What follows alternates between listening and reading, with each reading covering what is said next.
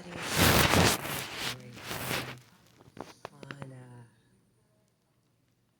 4/6, 2023, I keep removing a post, an updated post. Things are moving along much better. We are basically in a space where I have cancer head to toe very aggressively.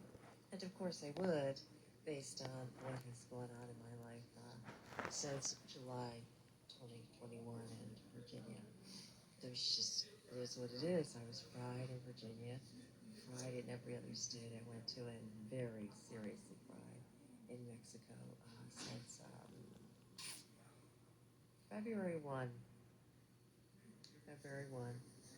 But when I arrived, Ivan at Casamuse said to me, when I tried to explain to him that I'm illegally watchlisted and therefore targeted, and that includes being beamed with electronic stuff, and etc. And I know his answer to me was, "Oh, that's big business here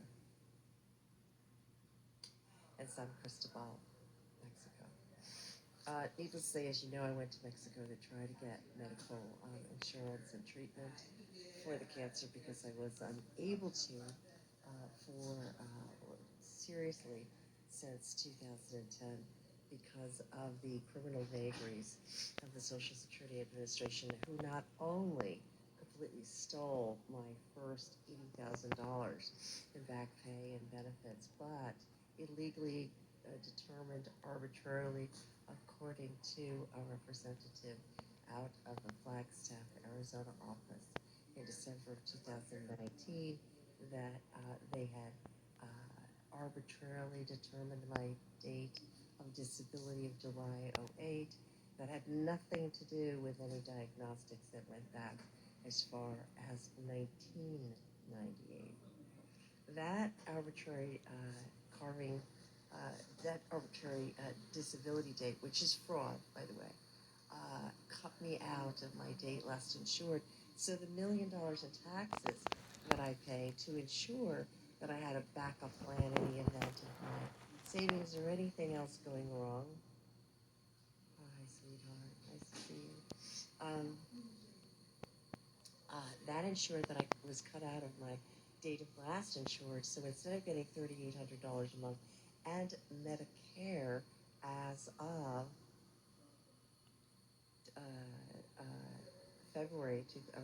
as of July of 2008, I was forced to live on something like not even the max, but a never raise of $700 and on average $80 a month for the next decade plus. In addition to that, I was unable to, at the time I was able to get Medicaid, but Medicaid is pretty much a joke and it pretty much kills you. I mean, that's what it is.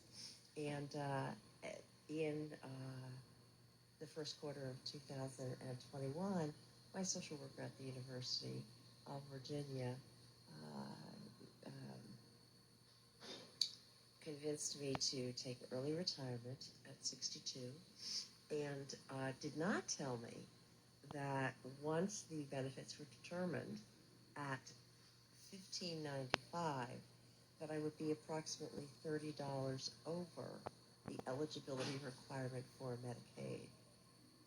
So, in essence, although I obviously doubled the money I was getting, and there was a boatload of money stolen in the weaponization of SSA, as well as IRS by FBI, DHS, little creatures.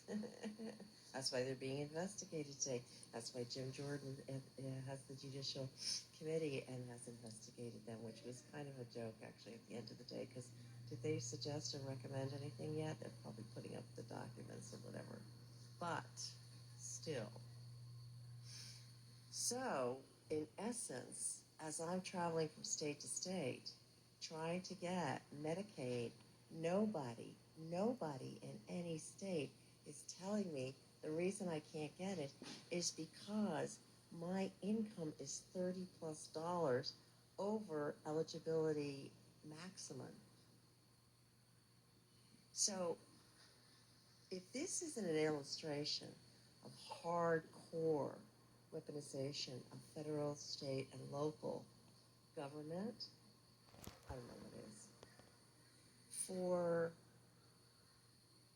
a decade plus, I wasn't able to get an adequate, well, not a decade plus, 9 years, an adequate description of what happened to me with Social Security. I finally did in August of 2019, and the representative of military insert said to me, "Sue us." Charming guy at Flagstaff. All in the metadata. Just check it.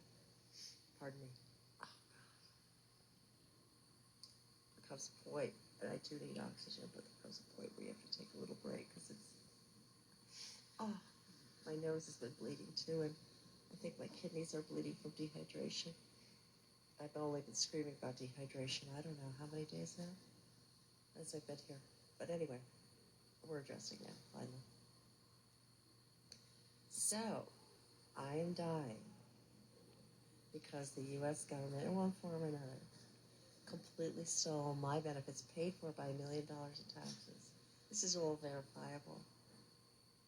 And with collusion from so many parties, it's unbelievable. You would think I was Julian Assange. You would think I was Martin Luther King, Malcolm X,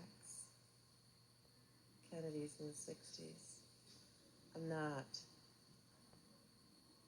But you see, that's the problem with these watch lists, as you know. You get on them for personal vendetta, bad divorce. Somebody knows somebody at DHS. For revenge purposes, you're popped on there. And in my case, it was because I stood for women's rights 3 times in my life. 1997, before Merrill Lynch, in a class action that Merrill Lynch settled like that. Why? Because it was bad. It was really bad there for women. We didn't even do sexual harassment. We dropped those claims because our dear lawyers recommended that in order to get to settlement we needed to. And again in 2005, I believe, 4 or 5, when Morgan Stanley acted like a criminal entity in Santa Fe, New Mexico. And he legally fired me for tone of voice in email. Nothing in the email is inflammatory, nothing, except the final sentence said this, and this is what they fired me for. Are you ready? If Morgan Stanley is unable to effectively manage a successful and powerful woman, that's not my problem. I was scoring in the 97th percentile on everything I did there and bringing in the largest account in private account in the state of New Mexico when they started to screw with me. Okay? It's illegal to do that. Now, of course, during this entire period, I'm sure I was being perpetrated in this wonderful weaponization of our government and weaponization of everything around you in order to take you down. But this is so grossly illustrative of how bad the system is. My life since 1997. Oh, I forgot the book, and this is what really threw them over the edge.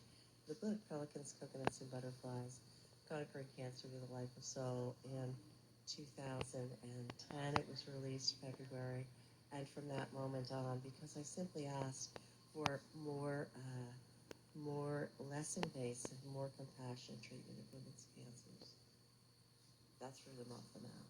But of course, I was also in Puerto Rico at the time, home of great non-consensual experimentation on those poor people by the military for how long? I don't know. Research it. And home of what? Pharmaceutical giants for manufacturing and research. Bells, bells. Bells, bells. So, where we are now is we're getting me into long-term placement in a nursing home. Of course, nursing homes are being, like there's no tomorrow, to exterminate those lives. And what can I do? I am too sick for assisted living. They insured that. I have no family. My assets have been stolen and depleted over since 2008, particularly. So, in such a systematic, perfect fashion, there's nothing left. So, I need you to because they keep deleting the information. I need to call, and I'll put it on this.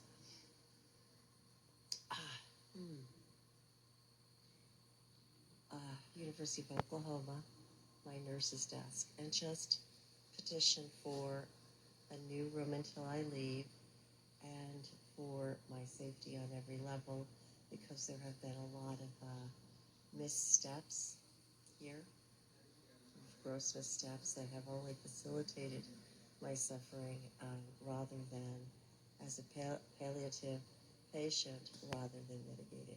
Things have gotten much, much, much better, but I had to do recordings, I had to kick and shout, and now I've got Mexicans calling me all over the place. Clearly the Mexican cartels got the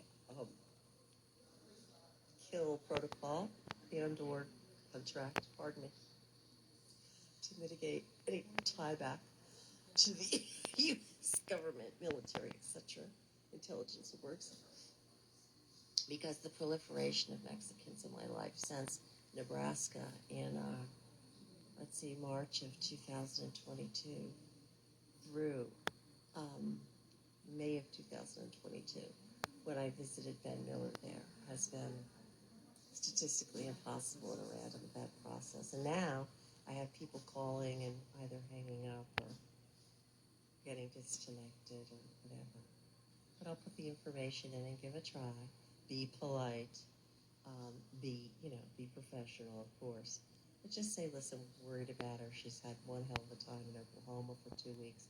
Would you just give us a status update? Here's the code number. Thank you. We'll be in touch to make sure that she lands safely and that her health is well attended to. Just that. That's it. You don't get into anything with them, right? And then just hang up and then call back the next day, the day after. And between about 5 folks will probably be on track. The whole principle here is the witnessing. When there are witnesses to what they do, and this is why I report all the time and try to enlist targets to report all the time, then they back off. Because, if this ever comes out worldwide, especially now that the dollar is essentially being dumped, are you kidding me? Do you know what hay the Russians will make with this? The Chinese? Oh my. And now I realize why they were so adamant in Iceland that I not go to Eastern Europe during COVID. Not because they were worried about my health in Eastern Europe. They were worried about the Russians getting to me. Because if I had been able to tell the Russians in 2020 or 2021 the torture that I went through in Iceland, torture that I went through in my own country for so very long, torture that I went through in Puerto Rico. This torture went back as early as 2010, after the publication of the book, and earlier actually. They would have made hay with it. Like I would betray my country like these freaks have. My mother lived through Hitler. She lived through the betrayal of one of the countries that she was a citizen of. Do you have any idea how traumatic that is? Exactly. I would never, ever. That's how demented these people are. This was a retribution, revenge act, initiated most probably by the FBI in Cambridge, Massachusetts, and or Boston, Massachusetts, in 1997, when we filed the lawsuit on behalf of the women against Merrill Lynch. Kremens, Thomas, Kaspar, et al. Versus Merrill Lynch. There's no question about this. Many of the named plaintiffs of that lawsuit, as well as of the lawsuit against Solomon Smith Barney in the subsequent February of 1998, have been targeted like this. Many have lost everything. Many have had to move around. Many have had to spend dollar upon dollar to protect themselves from this criminal network that seeds through every human interface point imaginable. Lovely stuff, huh?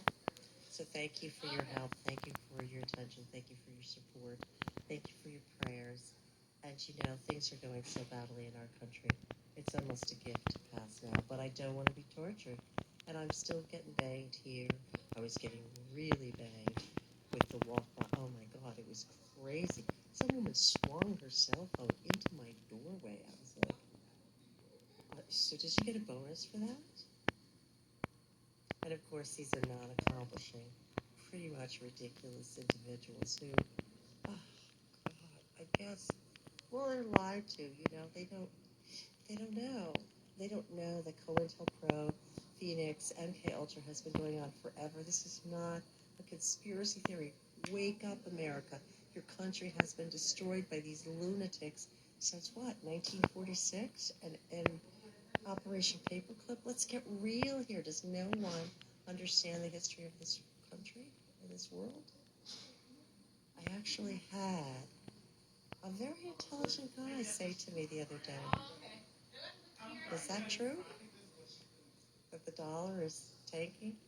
It's going to be dropped as reserve currency? I'm like, people have been talking about that for 10 years if we don't straighten up and fly right. Where have you been? Serious people. No, conspiracy theorists. Serious PhDs, economists worldwide have been reporting on this for 10 years. America. Blessings. I love you all. Do your best. And, hey, we are where we are.